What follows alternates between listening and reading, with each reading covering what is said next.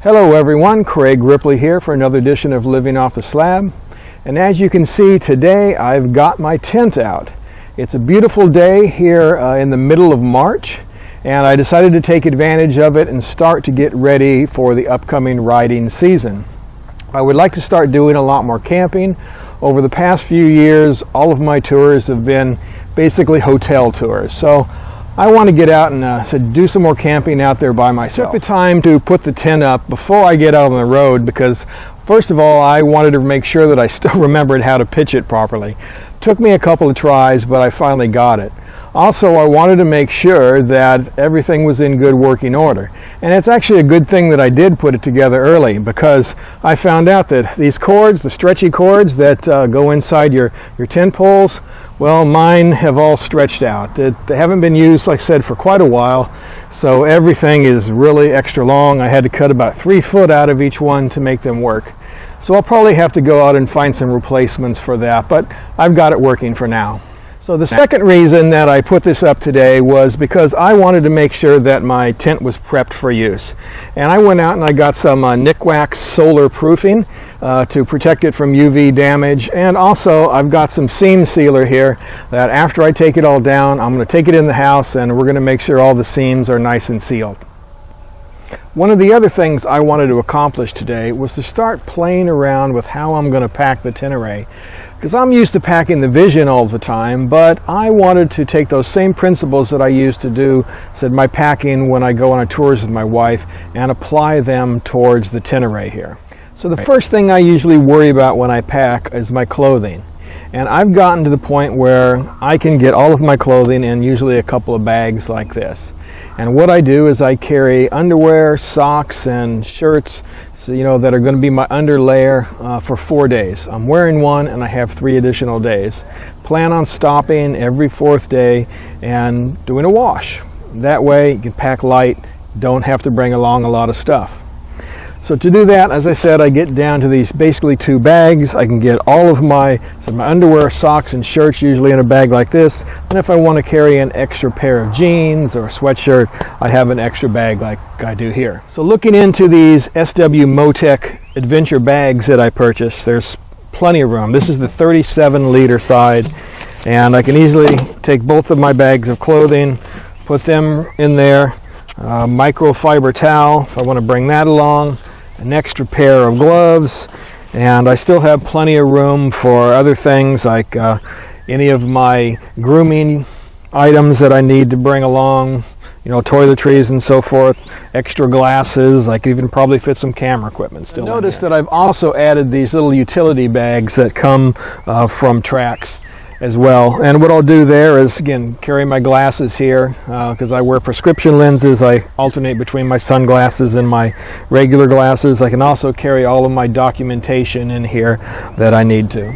On the 45-liter side, that's the right side of my bike, I thought I would put things like tools and first aid kit. One thing I did purchase as a tool for this bike, and I can also use it on my other bike, is this MicroStart XP10 from Anti-Gravity Batteries. And what this is a huge battery that they say will jumpstart a diesel truck. So I should have no problem, if anything goes wrong, jump-starting this bike or the other guy's bikes that I may be traveling with. Now, I probably don't need all of this kit, so I will take only the essentials that I need, break them down into a smaller kit, and I'll take those along with me. Now, there are some other tools that I'm considering taking along with me, especially next year. Myself and my friends, a couple of guys, are planning on riding to Alaska, so I want to be equipped and ready in case anything happens. So I'm looking into getting the dragline recovery kit that Best Rest Products sells. That's pretty cool. I think you should take a look at it if you haven't yet. So I'm thinking about getting that, and I'm also looking at getting the bead breaker system for the tires. I don't know if I'll need it or not, but I'm thinking about it. So you guys tell me, you guys that really get off and do off-road stuff, is that worth buying? So basically then what I have left is camping equipment. The tent and sleeping bag and all of those kinds of things that I need to take along with me.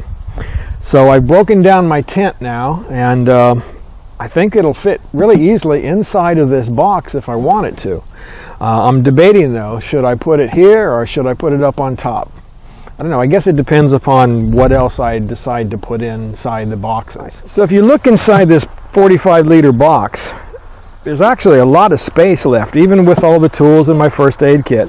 So I can easily take my tent and put it in there, and the tent poles and the stakes, and I can fit those in there as well. And again, there's still space left.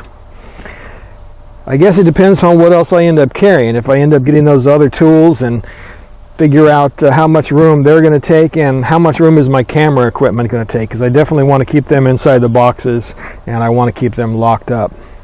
So I just got to figure that out and then determine where I want to put this stuff.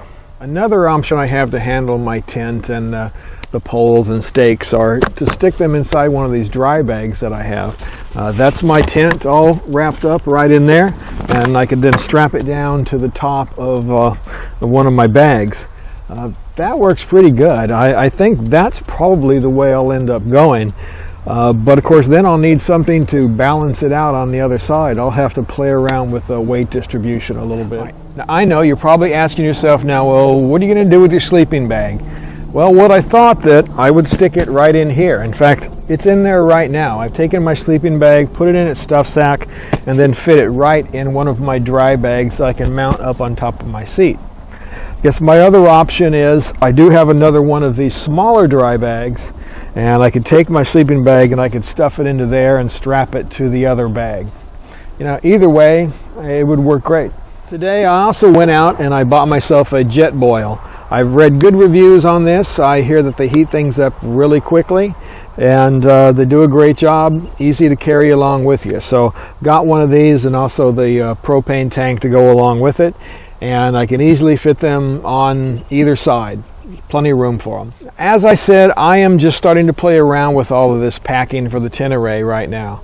I would love to hear what you guys have to say. What suggestions can you make? Those of you who have this bike or who have other adventure bikes, how do you pack? What do you find is the most efficient way to carry things along with you? Is there anything that I'm missing? I mean, I know that I need utensils and maybe a pot and a pan and, you know, those kinds of things to go out and do some camping. But I've got the basics here, and I think that I have room for whatever else that I need to carry.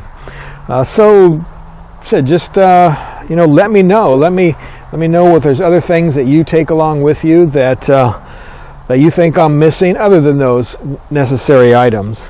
I'd really love to hear about it.